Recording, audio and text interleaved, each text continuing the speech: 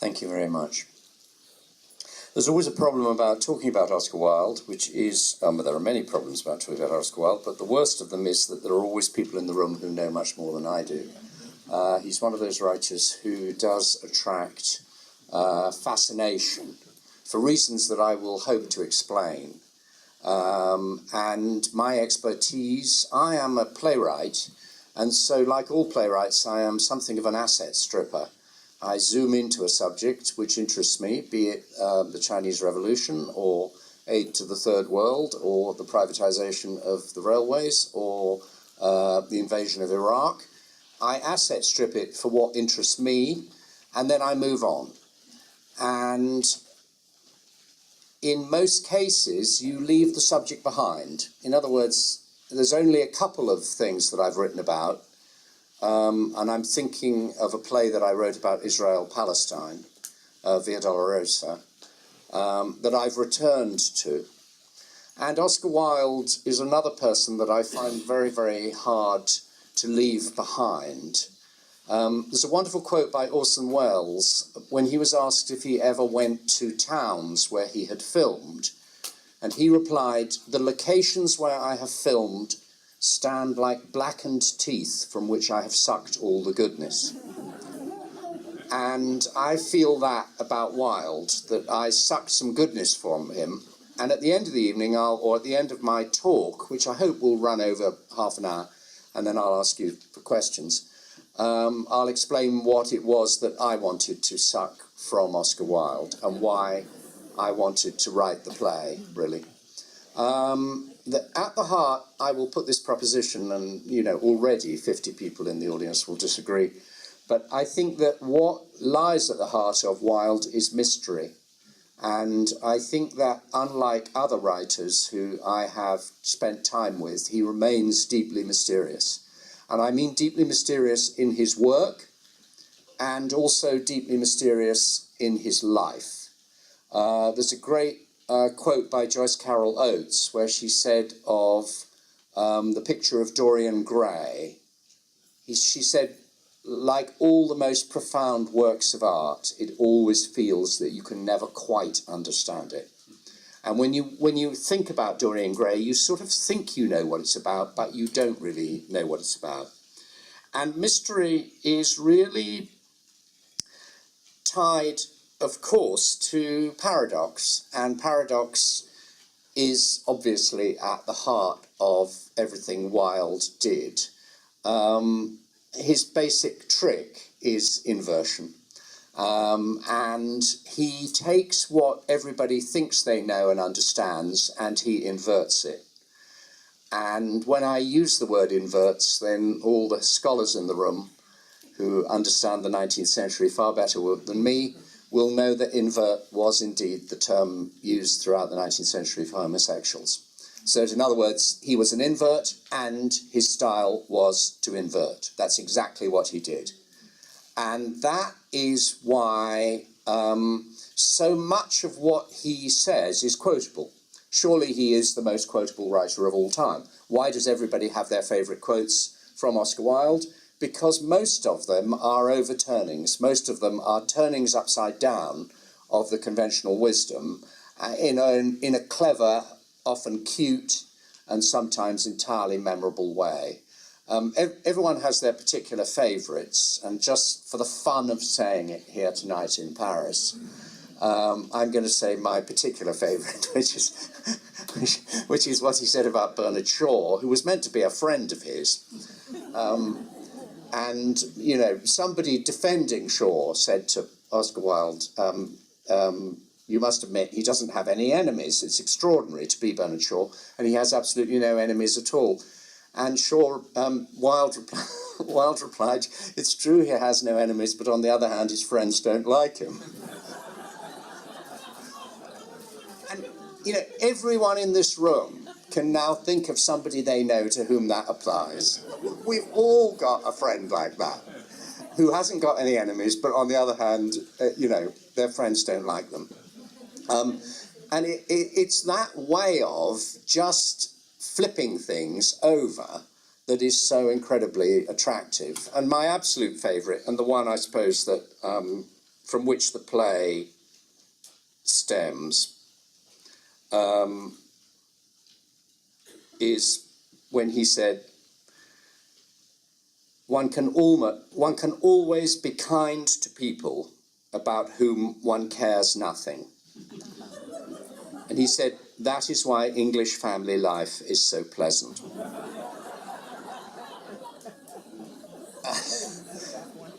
And of course, that is at one level incredibly funny, but it is also the source of Wilde's own tragedy. It's at the centre of the story of what happened to Oscar Wilde. And his life with Constance, his wife, was indeed very pleasant. There is no record of him being in any way unpleasant to his wife. He was a very good husband, a devoted father, a point that I make in the play, The Judas Kiss, adored his children. And he had no difficulty in being pleasant to Constance because Constance wasn't really where his heart was. And so it's both funny, it's an inversion of what is usually said about family life, but it is also profoundly true, or at least of him. And so my own fascination, and I will briefly tell you why I became interested in Wilde. I became interested in Wilde because I come from a town on the south coast of England called Bexhill, which is more or less the single most boring place in the universe. It's just across from, on the other side of the channel. And, I started copying out the Canterville Ghost into the school magazine at the age of 11. And I don't know why Wilde so appealed to me, except that he took it for granted that life was a charade and that nobody was saying what they really thought or felt. And as a child, in my experience at least, your childhood may have been different, your childhood may have been a great deal happier. All you know about adults is they're lying. That's all you know. Your parents are pretending they're getting on great, and they're not telling you that actually they're knocking lumps out of each other every night. Your parents are telling you that they adore each other and that they're totally faithful to each other, when in fact they're wildly promiscuous. Everything you are being told as a child is how adults want you to see them. But in fact, it isn't the truth. And so this taking for granted in Wilde that everything that is the official version is going to be a lie, is going to be a concoction, is going to be a social convention, things that have to pretend to be said in order to carry on what is called civilized life. But underneath will be the idea that actually the things you really want and the things you really care about, you're not going to admit to wanting or caring about. And that's what's at the heart of the inversion. And in the case of Wilde, obviously what he really cares about are two things: boys. And you have to face the fact this means boys. It doesn't mean young men. It does mean boys. And when I was writing the play, I was somewhat aware that at the same time, there was a storm. Not when I wrote it, but when it was revived a few years ago, there was an absolute storm about child abuse going on in the papers, and yet nobody ever made the link that actually a lot of the boys that Wilde was sleeping with were underage. But he cares about boys, and he cares obviously about youth. And what the obsession with youth is about is obviously at the centre of everything that he writes and thinks. But he takes it for granted that that's what everyone's really thinking about, while they pretend to do all the other stuff. So that when I was young, I fell upon him because he's the only writer who made any sense to me. In that I went, oh, I see, he's the only one who takes the pretense for granted and says under the pretense there will always be real motivations, and these real motivations are a lot darker and less pleasant than people are willing to make out. I then tried to study him at university, but I was forbidden to study him at university. I went to Cambridge, and it was at the height of the Leavisite terror. In other words, F.R. Leavis ruled, and there were only certain writers who were acceptable. And those writers were moralists, essentially. And, you know, at one level, Wilde appears to be the great anti-moralist. I will come later to discussing how he isn't the great anti-moralist, but that's his position. His position is that the morally serious are ridiculous, for the reasons we're talking about, because the morally serious can never be honest.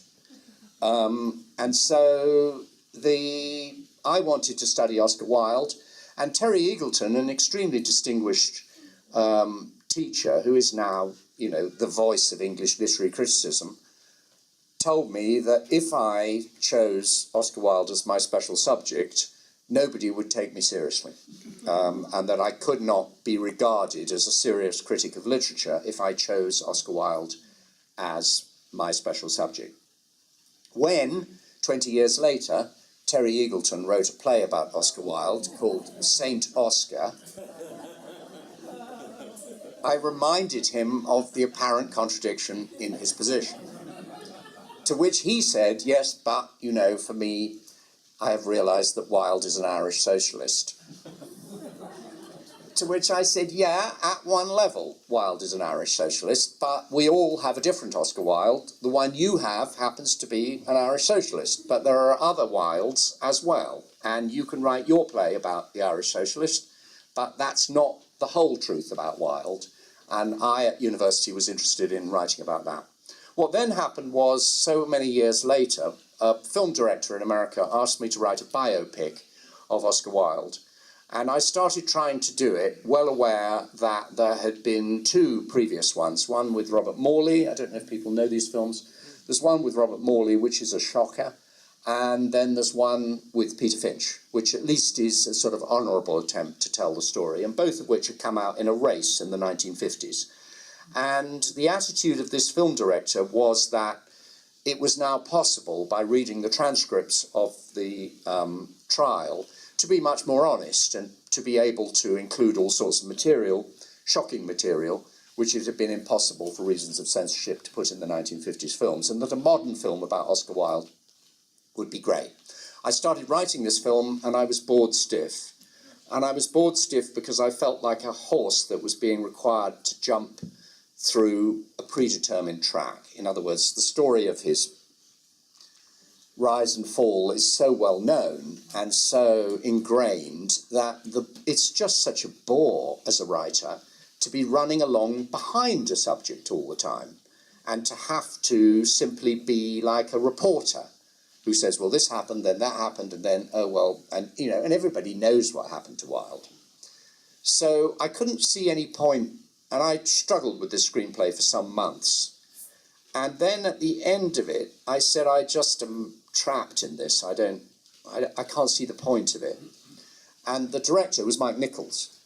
And Mike said, yeah, but this bit at the end is completely wonderful, this bit when he's in Italy, and he's trying to re-establish his relationship with Bosie in the Villa Posillipo. And I said, yeah, that bit's wonderful because I made it up. That's why that bit's great, because nobody knows what happened in that villa. The only thing anybody knows about that villa is that they had this woman who came to smoke out the rats. That's more or less anybody knows about what happened there in Naples. And I said, that's why it's great, because I'm not a prisoner of the bloody story in that bit, and I can actually invent what happened.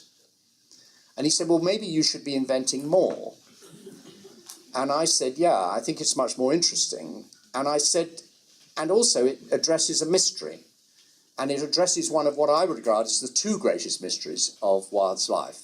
So the second mystery was, in Naples, why on earth, having written De Profundis, which I would regard as one of the greatest pieces of prose in the English language, about the veil falling off his eyes and him finally seeing that the object of his love had been unworthy of him, why on earth did he then return to Bosie afterwards? And why did he give up his financial future, his relationship with his wife, his relationship with his friends. Why did he throw everything away to be again with somebody who had destroyed his life? Completely incomprehensible decision, it appears. And so I thought I'd sort that one out, or try and address that problem. And by the way, if you read the biographies, they all skirt over these issues. I mean, there's some great Wilde biography, don't get me wrong. One of the signs of him being a great writer is that he attracts other great writers, and there is some fantastic writing about him, but nobody can answer that question. And then the similar, obviously much more familiar question, which is why didn't he run?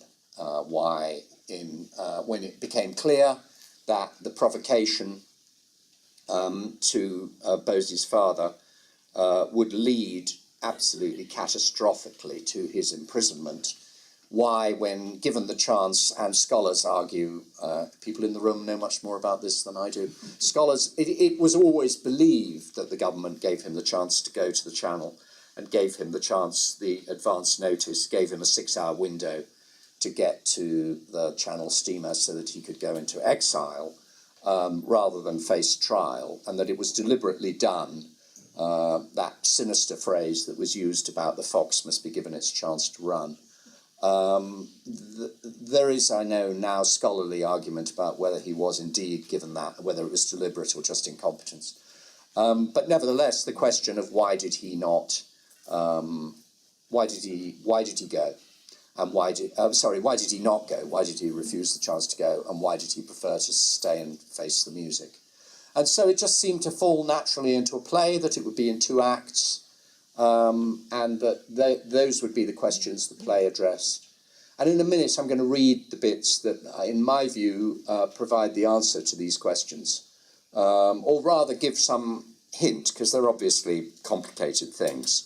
The play was first performed in a sort of more, I think disastrous is too big a word, but unsatisfactory production in 1998 with Liam Neeson. I was already determined to present Wilde in a different way, and one of the things I was not going to do was have pearls of famous quotations falling out of his mouth. In other words, I was going to write all Wilde's dialogue for him. That may be an impertinence, but it seemed to me the only way that I was going to mint him fresh. And I wanted to, as it were, push the envelope a bit about how he is generally seen, but probably casting Liam Neeson, who is, after all, Alan's most famous heterosexual, was probably pushing the envelope just a little bit too far. And we also cast an extremely gifted actor as Bosie, who did not excite the gay audience. And I think that we were really trying to go too far in escaping cliche in the way that Wilde was presented. In other words, having already written a play that was, I hope, free of the cliches, we then went far too far. And this rankled with me. Because Liam was in it and was a famous actor, we played to, pleasantly full houses in London and New York, but to largely hostile reception. And it was only, and I always believed it was one of my best plays, but that it had never been understood. And it was only understood when Rupert Everett decided to play it. And Rupert, another person who played it incredibly successfully in Australia, Billy Brown, who'd been a great Oscar Wilde in the Judas Kiss, when he heard Rupert had been cast, said, "My God, they've cast Bosie as Wilde."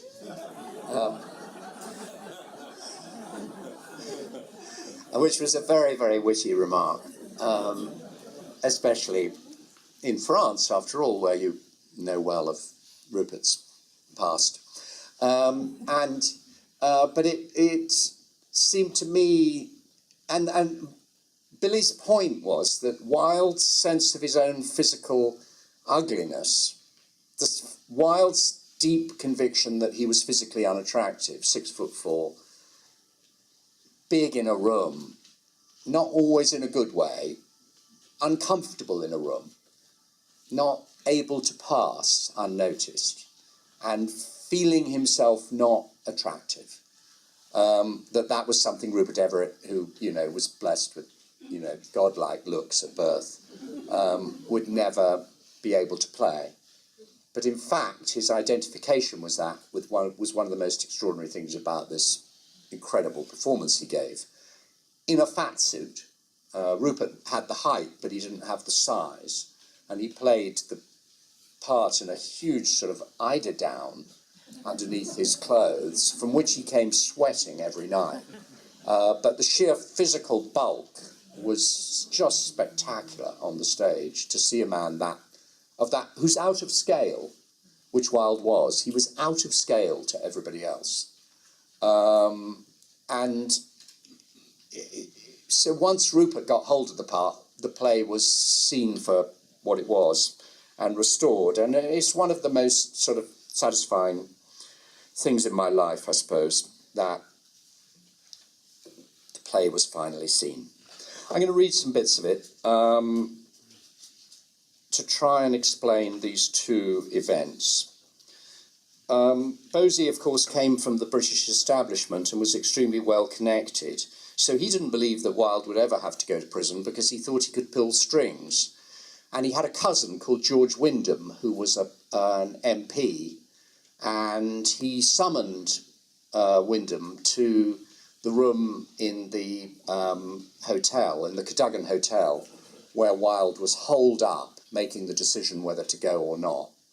And when he summoned Wyndham, at the last moment, Wilde absolutely refused to meet Wyndham, much to Bosie's exasperation.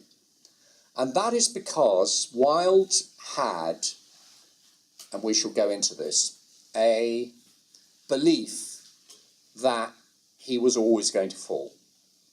And he believed that destiny was waiting to punish him. He'd enjoyed the most extraordinary success beyond anything any playwright can now imagine. Henry James could not stay in the room when Oscar Wilde's name was said, because it hurt him so much to know that every play Oscar Wilde wrote was full, and the only play Henry James wrote was empty. Wilde attracted envy from other writers. Nobody has ever had, not even Noel Coward at his height, Sacha Guitry here, has had the degree of commercial success that Wilde had. And Wilde believed that that must be followed by a fall. And so when the fall came, he developed this fatalism about this must be the story. And so he refused to meet George Wyndham, who was the man who was going to go to Parliament and try and do a deal to get him out of the country or to get the prosecution suspended. In comes the head waiter. "Excuse me, sir, Mr. George Wyndham." He asks if he may be allowed to come up. And Wilde says, "If you don't mind, Bosie, I would prefer it if you saw him outside." "No, really. I can tell he'll be breathless. It's the breathlessness I cannot face. He'll rush in wearing those awful striped trousers and bursting with news which he'll want to blurt out. The very name Wyndham, it exudes self-importance. A person called Wyndham, indeed. George Wyndham." And Bosie gets very angry and says, "Oh, you're going to be facetious and this, you're not going to take this seriously. And you don't seem to appreciate the risk he's taking on your behalf. Why do you think he's doing it? My cousin George is actually risking his neck because by the purest coincidence he happens to hate my father almost as much as I do myself." And then Wilde explains why he doesn't want to meet Wyndham. "Oh yes, by all means admit your friend in his pinstripes. Let him bring us news from oak-panelled corridors of whispered meetings with all his biscuity, high-minded friends. But, Bosie, do you believe such meetings can weigh on our fortunes? Even you must see it. It's simply too late." And Bosie says, "We seem to be glibly assuming that it will be a criminal trial, and that if it should take place, we are destined to lose it." Bosie, "Do you really imagine I care? Do you think it is the prospect of losing which makes me so fearful?" Bosie says, "Oh, Oscar, I beg you, do not give up." And Wilde replies, "Give up? Give up? Why should it matter? Shall I give up? Shall I carry on? Either, neither, guilty, not guilty? How can it make a blind bit of difference? The simple fact is, I am cast in a role. My story has already been written. How I choose to play it is a mere matter of taste. The performance of the actor will not determine the action, and the action is I am being expelled. I am trapped in the narrative. The narrative now has a life of its own. It travels inexorably towards my disgrace, towards my final expulsion, and it bears me along on its crest. Yes, in fact, for me, borne along by this story, there is even an odd kind of freedom. I may wear whatever mask I choose, tragic, defiant, tearful, resigned. I may try all these attitudes. I may bring what so-called feelings I like to the role, but they will not have the slightest effect on the outcome. The story has only one possible end. And Bosie says, Oscar, why do you feel that? For God's sake, after all we've been through, just see him. What may you lose by it? My cousin is serious. My cousin is desperately concerned. And Wilde says, of course, I do not for 1 second doubt it. I know that look in the English. As they settle one's fate, they arrange their features in a way which is always moral and grave. They speak about law and principle and how much it will hurt them to do the thing they must do. And at the end of the seriousness, the weightiness, the sorrow, the judicious weighing of things in the scales, have you really not noticed? The decisions they make lead only one way. This is England. There is always a hanging. And this time it's decided. The noose has been fitted and the neck is my own. And this conviction in him is what drove him towards the decision he finally made.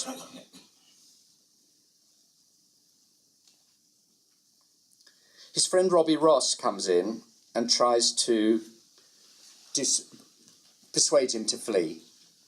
And he doesn't really want to take Ross's advice. And the more persistent he becomes, and the more he attacks Bosie, the more stubborn Wilde becomes in response.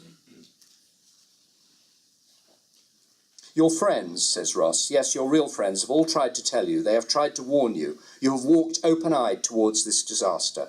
If you stop and consider, if you give a moment's thought to how Bosie has actually behaved, you've been used. You've been used in a family quarrel. His sole and single intention has always been to make his father respond. Yes, and when he had succeeded, when he had goaded his father to a point when he simply could not ignore, then it was not Bosie who was threatened. It was not Bosie who had to risk all in court. Oh no. Instead, the boy turns to his dearest friend Oscar and says, could you possibly do this on my behalf? And that you, Oscar Wilde, so puissant, so brilliant, should be pulled along like a poodle. Where are you? Where is the Oscar we knew? And now you're delaying because he wants you to stay here. Of course, stay here in England. Why not? It's your life, not his. You are to stay here and confront this famous list of immoral young men. Yet one thing we're forgetting. How did you meet them? I'm asking, how did you meet them? You choose not to answer because you know full well you cannot. You choose not to say it, but you met them through him. Yes, and will he face prosecution? Will his life be dragged through the courts? No, of course not. He escapes when he has done these same things and with these same men. Why does Bosie escape prosecution? He escapes prosecution because he's a lord. Well, it's true, and you know it. When you and I were together, you knew none of these young men. It was Bosie who drew you into this trade. And why? Because Bosie withheld himself. And Wilde answers, what is this fatal human passion? What is the source of all sin on this earth? The propensity in all human beings to indulge in the improper rapture, the gratuitous pleasure of giving others advice. Yes, I had rather swim neck deep in London's arterial sewer. I had rather give up my body to every diseased and indigent tramp in the street than surrender to this abominable indulgence of telling other people what they should do. You demand that I make a decision? Here is my decision. I refuse to go until Bosie returns. He thought that we had no right to lecture others about what they should do, and that morality was something that consisted in monitoring and controlling and regulating your own behavior. It's so easy to tell other people what to do. And he didn't regard that ever as being morality. And I suppose that is what drew me to him. And I think that's why I wanted to write the play, to say that. He developed an unhealthy identification with the Christ story. And in prison, he came to feel that his story was a rerun of the Christ story. And I think it's always a bad sign in a writer when they start to think that the Christ... I mean, there is a reason that people in lunatic asylums think they're Christ. And it's particularly alluring myth. But there is no doubt that the price he paid for choosing to go the whole hog on the Christ story, so to speak, was extraordinary. And that meant that for the rest of his life, he refused to make judgments about other people and about their behavior. And it was this, once De Profundis had been written, which saw him through to the end of his life. And he simply walked away when anybody tried to judge another human being.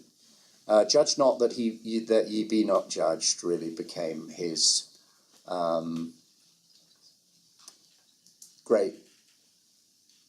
it became the rule of his life. And in all religions, there is this basic claim, and Christianity is no different from other religions, that if you give love, then in this extraordinary paradox, if you just give it, then you will get it back, and that you will be rewarded for giving love. And this is, after all, at the heart of most of the world's great religions, this idea that, contrary to how things may appear, if you do this, you will be rewarded. And Wilde is one of those few people in history who I'm afraid gave and really got absolutely nothing back. Apart maybe from Robbie Ross and a couple of his friends. But by and large, by following that excellent precept, he did not receive any reward, except the fact that he continues to fascinate and move us 115, whatever it is, years after his death. The idea that he followed this Christ-like path so purely in the last years of his life does exert an extraordinary fascination, at least over me, and I think over everyone who studies Wilde. And so I'm just going to wind up by reading one little bit from the second act, which is really where he states this idea at its purest. And so when we all say Wilde isn't a moralist, he seems to me the most profound kind of moralist, in the sense that, you know, this is a man who gave everybody money, you know? I mean, the one thing all historians agree on was that he could not pass anyone in the street without giving them money. He gave them ridiculous sums of money. He gave beggars disproportionate sums of money. He believed in giving. He was a profoundly generous man. He had people who wrote to him, he answered their letters. He never did anything except try and help people he met. Christ again. He believed that you give to the beggar, you give money. And so the moralism is a moral about your own garden and not digging in other people's gardens. And I'm just going to finish by reading the little bit in the second act where he tries to explain what he believes to Bosie, who never, I'm afraid, gets it to the end of his life, as those of you who know the story will know that. Bosie varied his account of what had happened many times and wrote many different accounts of his relationship with Wilde and wobbled for the rest of his life about what had happened. Whereas Wilde in the last 5 years is just completely resolute about his account of it, which is basically, I gave Bosie my life and I chose to do it out of love. And it was my decision, and anyone who wants to criticize that decision, go away. It's none of your business. And he explains this philosophy really in this scene in Naples in the second act. And then I'll take some questions. Ideally, I like to drink anise. My favourite anise is the second. I drink it not because it makes me sleep, nothing makes me sleep, but because at the moment I drink it, I believe that I shall sleep. An illustration of the perfect usefulness of science. The potion necessary to make me sleep does not exist, but the potion that provides the illusion that I shall does. I drink the second anise. I am filled with the conviction I shall sleep tonight. Belief is everything. Faith is everything. It's the same with love. With love, yes. In what way? The vulgar error is to think that love is a kind of illusion. Bosie says, is it not? Wilde says, no. It is the fault of bad poets who encourage this mistake. I am completely enraptured, lovers say, as if somehow they were being deceived. When the affair ends, they say, I have been stripped of my illusions. When they cease to love, they say, oh, I see him clearly now. Bosie says, are they not right? Wilde says, no, Bosie, the reverse is the truth. The everyday world is shrouded. We see it dimly. Only when we love do we see the true person. The truth of a person is only visible through love. Love is not the illusion. Life is.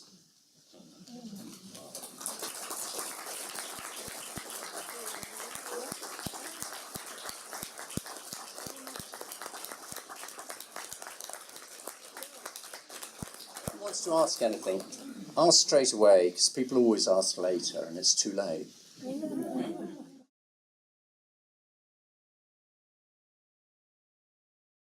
Oh, I can't do that. You see, no, I'm an asset stripper. You could have asked me that a few years ago, but now I'm in an Indian slum. You know, I've moved on. I can't do that stuff. It's the terrifying thing is how you forget it so quickly. But no, Ross is a completely tragic figure in the sense that he is believed to be the person who first slept with Wilde. I mean, this is contested, but he's believed to be the first man who slept with Wilde.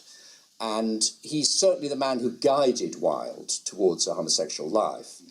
And, you know, the fact is, there is a very cruel bit in the play in which, you know, Ross says, you know, I can't see, you know, why you're so riveted by Bosie. And Wilde says, well, he adored me. He said, at the beginning, he adored me. And Ross says, I adored you. And Wilde says, yes, but it was not the same. And it's just the desperate, cruel inequality of love. I mean, Ross was totally devoted and paid the most incredible price in terms of exile and calumny upon his name. But he went on adoring Wilde, which is why I say, you know, in terms of giving something back, Ross went on giving something back, but very few people did. Obviously, Constance cut herself off. And, you know, Constance made a condition. He was getting £300 a year. Wilde was getting £300 a year. We had no money left, no royalties. His plays weren't performed, everything. He was destitute. All he had was £300 a year from Constance. And the condition that she imposed was that he must not see Bosie. And he refused to accept the condition. And that's why he was destitute, and that's why he was begging on the streets out there.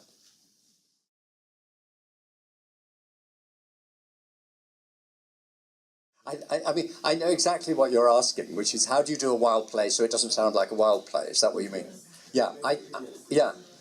It's very difficult. I mean, I'm waiting for that great revolutionary production to come along. We all are.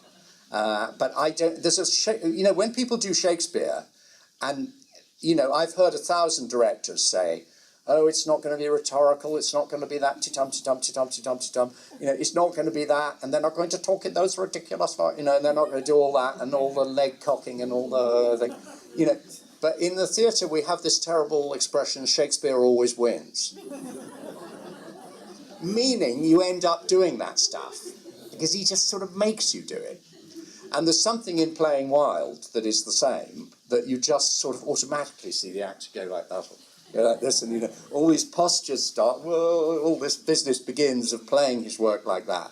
And I'm sure a great director will come along and reconceive how they are done.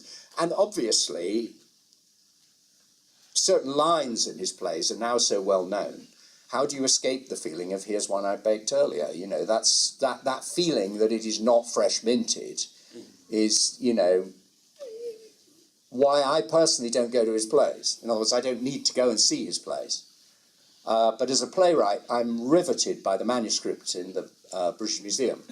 If you want to see the most extraordinary way in which Wilde wrote, which in a way is an answer to your question, Wilde wrote the plot of The Importance of Being Earnest, or Lady Lancing, as it was originally called Lady Lancing, which was going to be, the name of that was changed. But he wrote the plot, and then you will see in little bubbles that are added later some of the most famous lines in the English language. And so it was like a string that he had worked out, and then he hung these jewels on it. And anyone who knows anything about playwriting knows that is the most difficult thing to do. With Joe Orton, who is widely thought to be a Wilde imitator, Joe Orton had a book of jokes. He had a book of jokes like Orton's most famous line, which is, oh, she's so promiscuous, she'll go to her death in a Y-shaped coffin, right? He had that line in a notebook, and he was just looking for somewhere to put that line, do you see? And he had loads of good lines like that. But that's a profound misunderstanding of what Wilde did. Wilde did the opposite. Wilde wrote the structure, and then because he was a genius, there they are in little bubbles, added later. It's astonishing. I mean, he had certain favourites. If you study him, you will find one or two of his best-known lines popping up in an essay, in a play, somewhere else. There are particular ones he's very fond of, but it's an extraordinary technical talent he has as a playwright, apart from anything else. And there's no model for it. There isn't. Most playwriting, and I speak as a playwright who's in debt to other playwrights, meaning you're sort of in a tradition. But Wilde comes, wham, where does it come from? You can't say, oh, well, there were other playwrights like this, only they weren't so good. There wasn't anyone like him. The thing he was doing was completely original. Another reason I admire him. Yeah.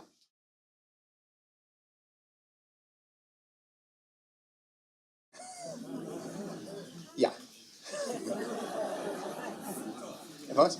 Yeah, he comes at it a little bit differently because he was an Irishman, and he felt as an Irishman, not accepted.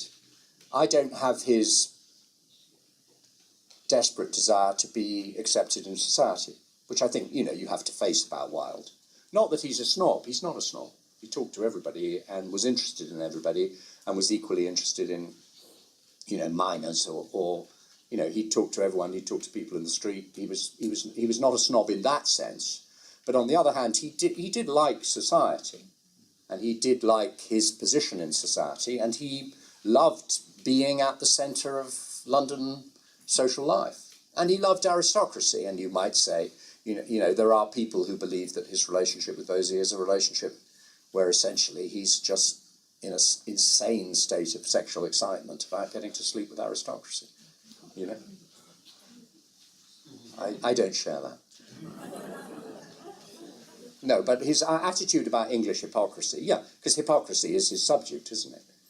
That nobody's saying what they really think.